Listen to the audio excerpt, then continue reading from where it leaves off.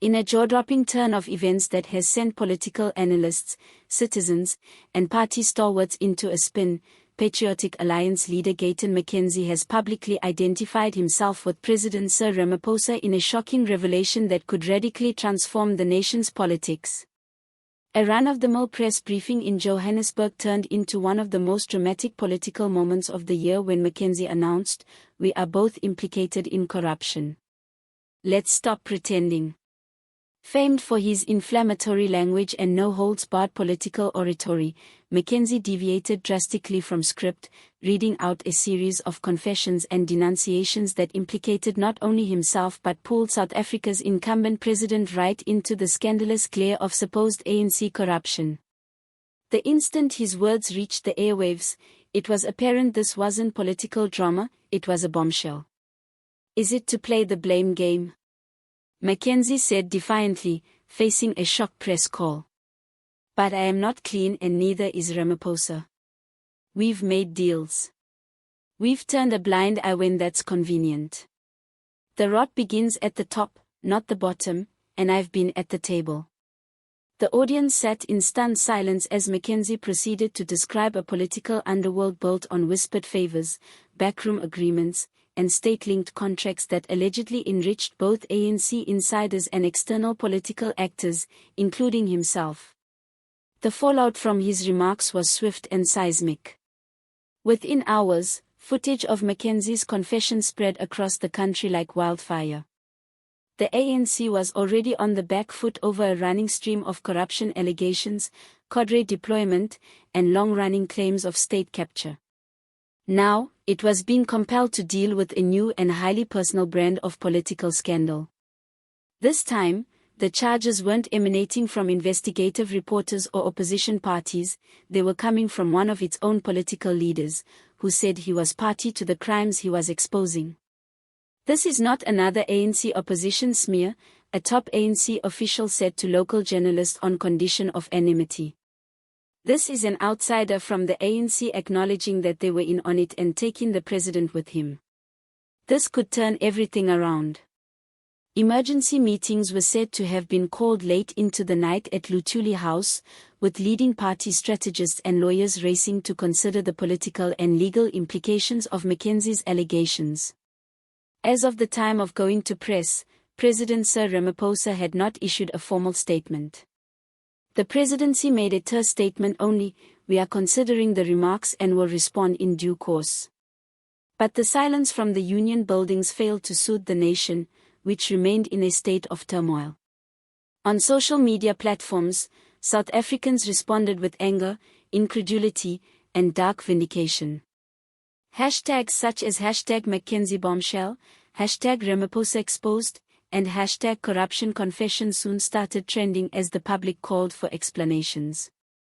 Political commentator and civil society activist for Domen was frank in her analysis, "If McKenzie is being truthful, then Ramaphosa must go. We cannot have a president neck-deep in corruption continuing to speak of clean governance and a better future." Her tone resonated across millions of online forums, where regular citizens and political analysts alike were outraged at what they perceived as the total breakdown of confidence in South Africa's government. The timing could not have been worse for the ANC.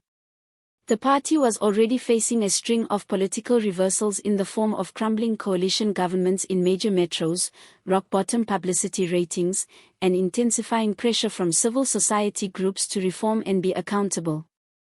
Now, the McKenzie scandal had the potential to cause even more harm.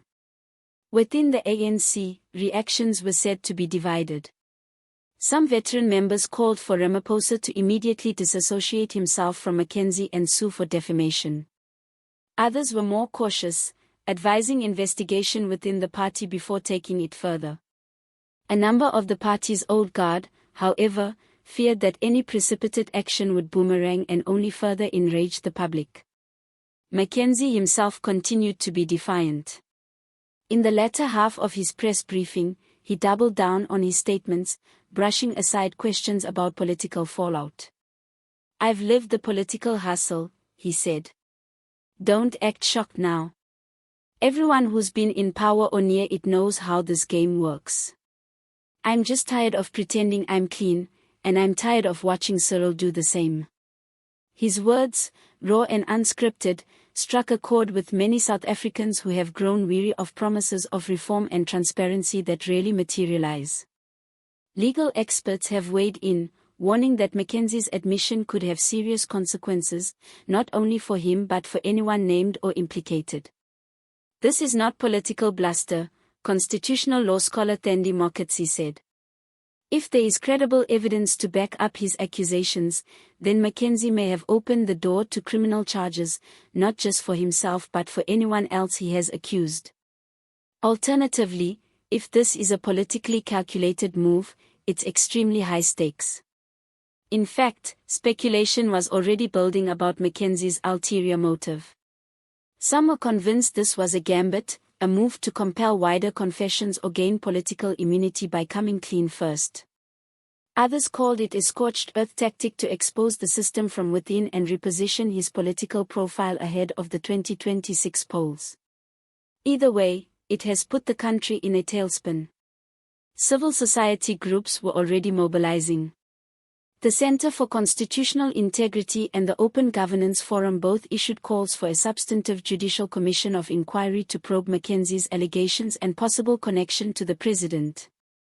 Petitions calling for Ramaphosa to resign had, within 48 hours, collected thousands of signatures, and protests were already being planned in major cities. This is a time of reckoning, declared Noms Liamini, Civic Action Network spokesperson. South Africans are tired of corruption, tired of excuses, and tired of leaders who believe they are above the law. If these claims are true, then justice will follow no matter where it goes. At this point, everyone is focusing on the presidency. Political analysts indicate that Ramaphosa is under mounting pressure both from within and outside the ANC to react forcefully. The stakes are high. If he holds his tongue, he will be accused of guilt by association. If he launches a personal attack on McKenzie's credibility, he risks setting off even more intense scrutiny. For now, South Africa holds its breath, observing the infernal rage.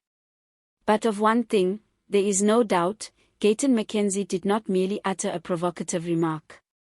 He might have unleashed the most profound political crisis since the end of apartheid. And at the center of that drama stands President Cyril Ramaphosa, whose legacy might now be put in jeopardy.